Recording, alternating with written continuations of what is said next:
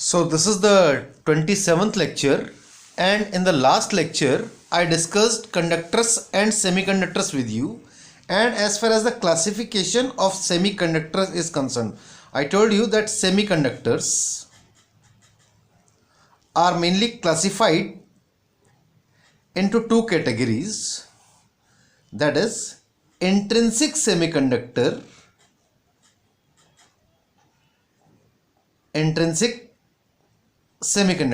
when I am writing SC, this means semiconductor, and extrinsic semiconductor.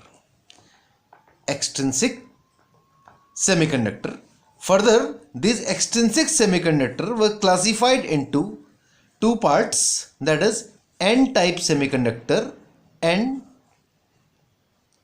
of course semiconductor, and P-type semiconductor.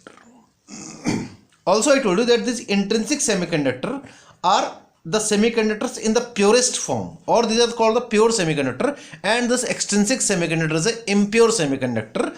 That is, impure means when some impurity is added to a pure semiconductor, we said that it is suppose an intrinsic semiconductor.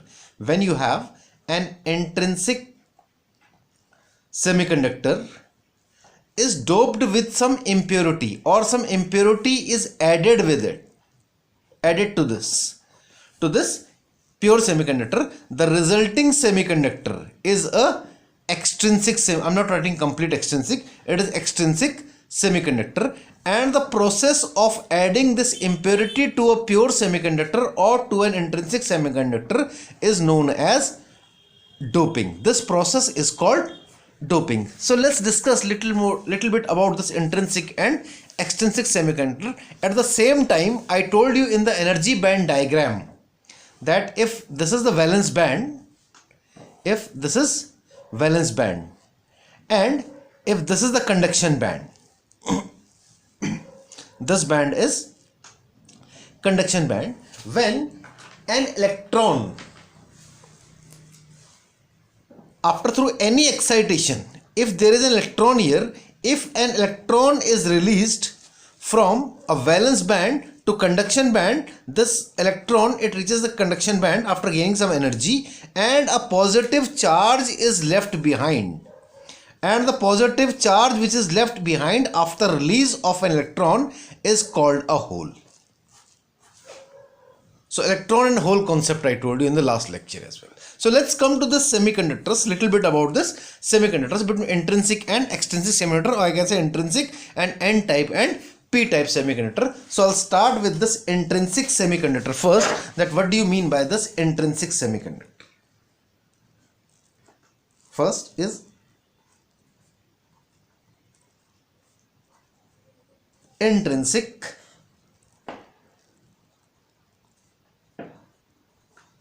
semiconductor. Now the semiconductor in the purest form, I can say intrinsic semiconductor, or the semiconductors materials in the purest form, pure form, are known as the intrinsic semiconductor, or the semiconductor material which are found in the purest form. These are called the intrinsic semiconductor, and generally the semiconductors which are used of fourth group elements, they are germanium and silicon are the example of this. Pure germanium or pure silicon are the example of intrinsic semiconductor. Now suppose throughout my discussion, suppose I say let small n is the electron concentration, or I say small n is the number of electrons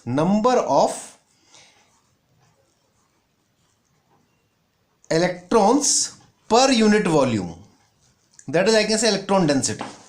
If n is the electron concentration or electron density or number of electrons per unit volume, and suppose I say that P is the number of holes, P is the number of holes per unit volume. If n is the number of electrons per unit volume and P is the number of holes per unit volume, then in intrinsic semiconductor, in your intrinsic semiconductor, the electron concentration is equal to the hole concentration. That is, if an electron is released, a hole is generated. So the number of electrons released is equal to the number of holes generated. So the electron concentration is equal to the hole concentration, and it is represented by N suffix I. Ni, and this Ni is called the intrinsic concentration. This Ni is called the intrinsic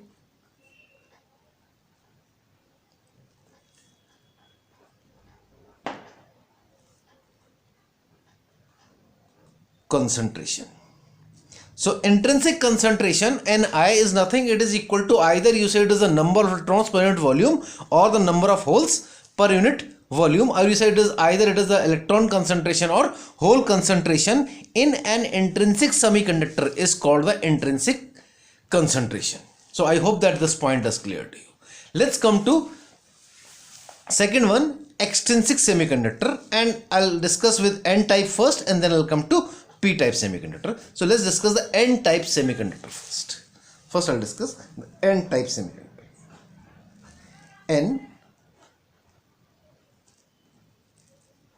N type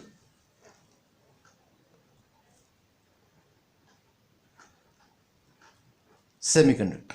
Now first of all, extrinsic semiconductor means it is impure semiconductor. Impure means some impurity is added to pure material, then it becomes impure one. So what kind of, as I said, extrinsic semiconductor is formed by adding some impurity to the intrinsic semiconductor. Now the type of impurity which is added to the intrinsic semiconductor, based on it either a N-type semiconductor is formed or a P-type semiconductor is formed. So depending upon this impurity, that what kind of impurity are we adding, and accordingly the type of semiconductor is formed. So in case of N-type semiconductor, it is first you have an intrinsic semiconductor. This intrinsic semiconductor, the SC means semiconductor, when some impurity, and the type of impurity that we add here is the fifth group element, and that is the pentavalent impurity. Penta means 5. Pentavalent impurity.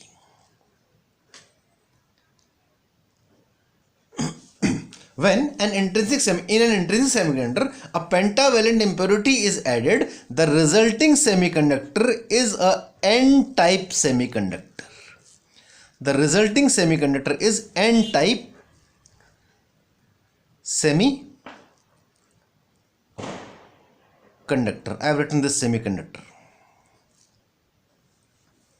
Now how it is formed? Let's see that you have an intrinsic semiconductor. Suppose you have a silicon crystal here, and pentavalent impurity means having 5 electrons in the outermost shell. The example of this pentavalent impurity can be, I can say that the example of this, of pentavalent impurity, it can be phosphorus, it can be antimony, or metals in the fifth group. So let's take a phosphorus. For example, I have an atom of phosphorus here. This is the phosphorus here. And suppose here I have a silicon. This is a silicon crystal having different silicon atoms here.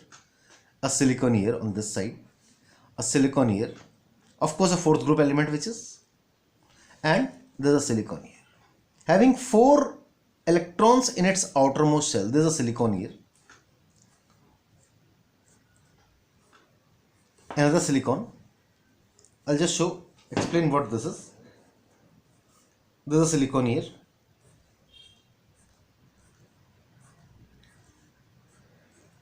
and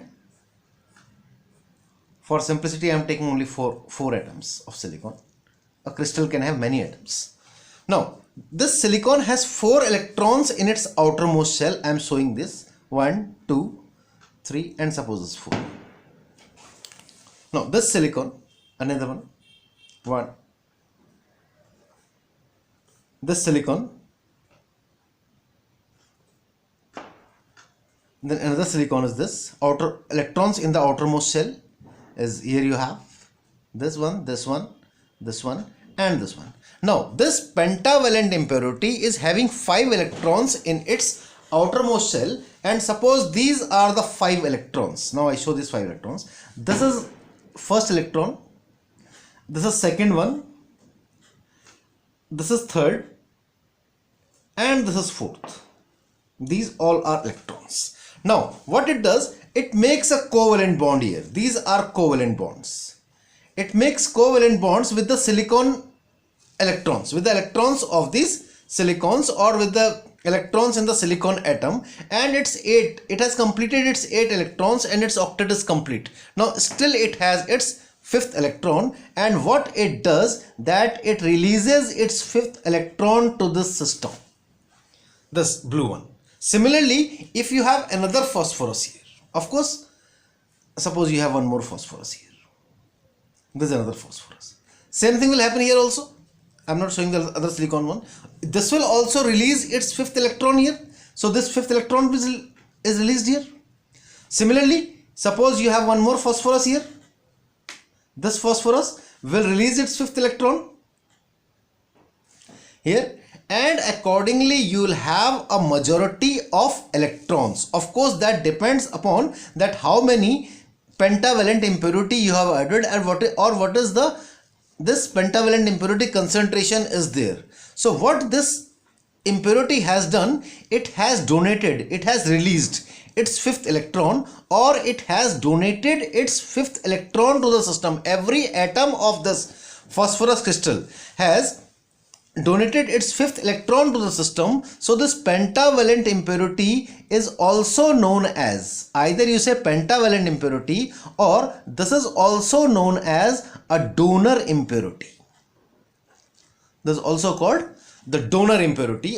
So I can also define this n-type semiconductor as, it is when an intrinsic semiconductor is doped with a donor impurity, the resulting semiconductor is a n-type semiconductor.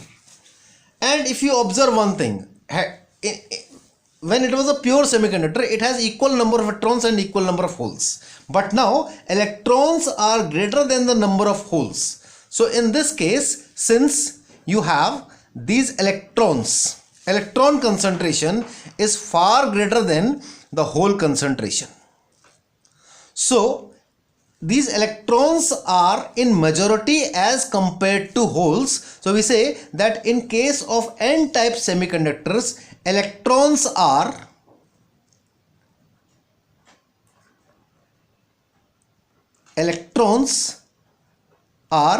majority charge carriers, or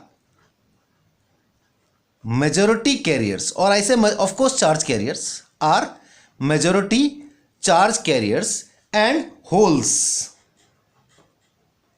are minority charge carriers. The holes are the minority charge carriers. And remember one more thing, that this n is far greater than p. Suppose I say that if at the same time, if I say if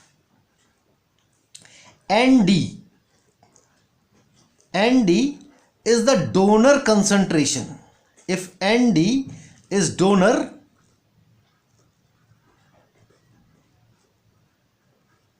concentration, means number of donor atoms per unit volume, or I can say it is the number of donor atoms per unit volume.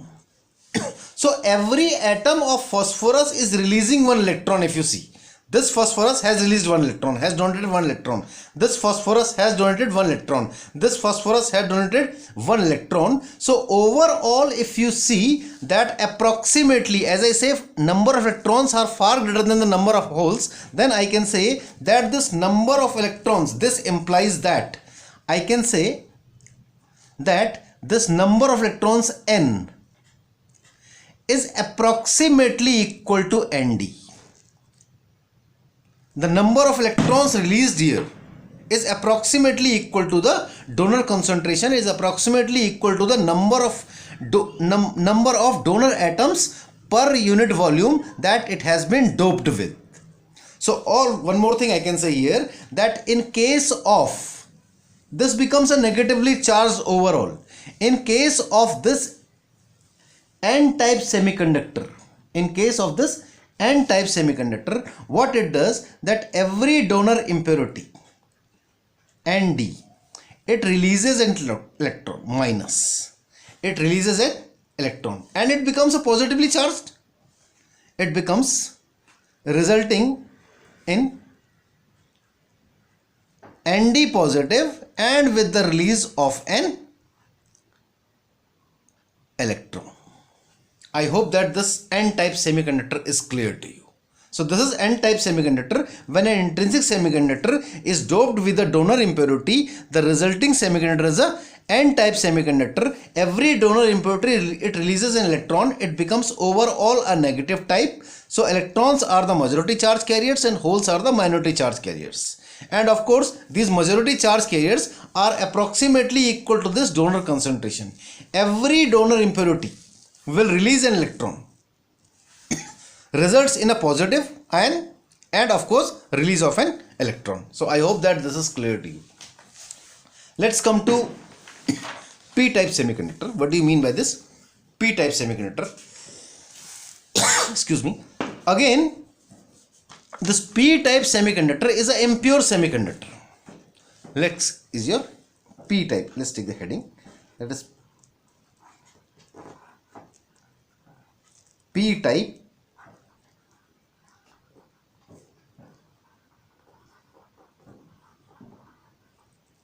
semiconductor.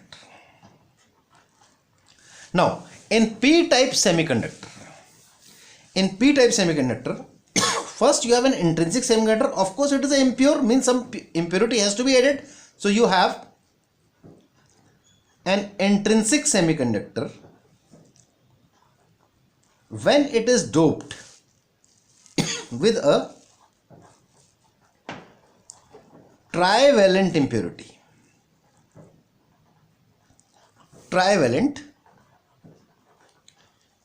third group elements, excuse me, the resulting semiconductor is an extrinsic semiconductor. No, not extrinsic, of course extrinsic, but it is p-type semiconductor. The resulting semiconductor is p-type semiconductor. There it was a pentavalent impurity. Here I use a trivalent impurity. Trivalent impurity means three electrons in the outermost shell. The example is you can have aluminium, indium, boron, elements of this nature. So let's take an example how it is formed. Suppose I say that this is my impurity. Say let's take aluminium atom. This is an aluminium atom here, and again here you have this. I'll take germanium this time in spite of silicon. Pure. It can be pure germanium. It can be pure silicon. Suppose I take this as germanium. This is germanium atom. Of course, fourth group having 4 electrons in the outermost shell. This is also having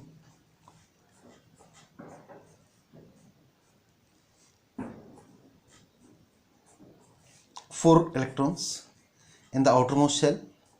So this germanium having 4 electrons in the outermost shell, I show you this here. 1, this is this one, say it is 2. For this it is 1. This is this electron and this is its electron. Of course it will have 4 here also, here also, here also. This will have 4. 1, 2, 3, 4. 1, 2, 3, 4. 1, 2, 3 and 4. These are the electrons. These red ones are the electrons of the germanium atom.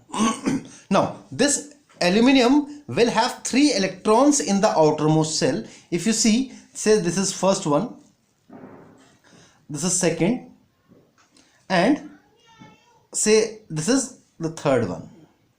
Third is here. Now it makes covalent bond with this. Still it has, if you see, 2, 4, 6 and 7.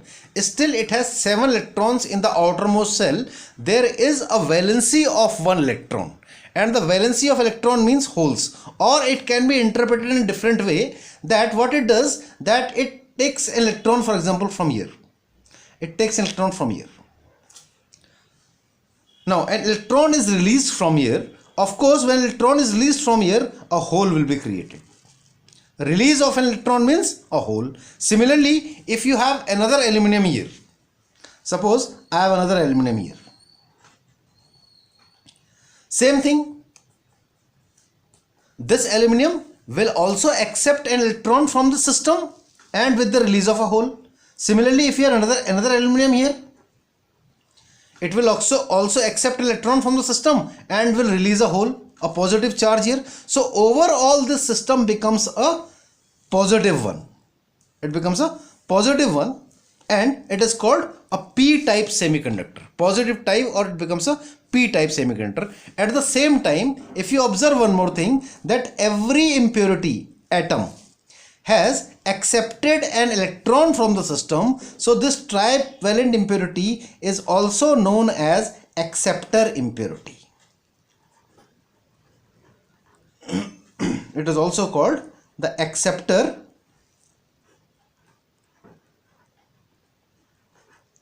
impurity. So it can also be defined as that when an intrinsic semiconductor, p-type semiconductor, can also be defined as that when an intrinsic semiconductor is doped with acceptor impurity, the resulting semiconductor is a p-type semiconductor. And if you observe one more thing, that the hole concentration is far greater than the electron concentration. So here I can say that the number of holes per unit volume is far greater than the number of electrons per unit volume. Or I can say that in case of this p-type semiconductor, holes are majority charge carriers,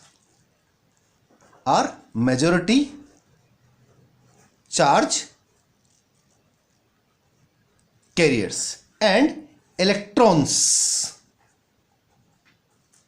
are minority charge carriers. That is, their concentration is less than this. Holes are in majority and electrons are in minority. And at the same time, if I say that, suppose as I did in the previous case, suppose I say that N in suffix A is the acceptor concentration.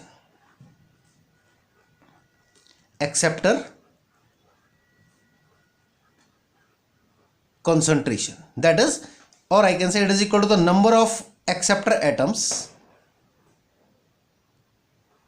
It is the number of acceptor atoms per unit volume. Then these holes are approximately equal to, not exact, but they are approximately equal to the acceptor concentration. I hope this is clear to you. Now every acceptor impurity has accepted an electron. Once it accepts the electron, means it becomes a negative ion, and with the release of a hole, every acceptor atom, it will release a hole. So I hope that this p-type and n-type semiconductor, basics of this p-types and n-type semiconductor is clear to you. In the next lecture, I'll discuss with the conductivity of this conductors and semiconductors. So thanks for the time being.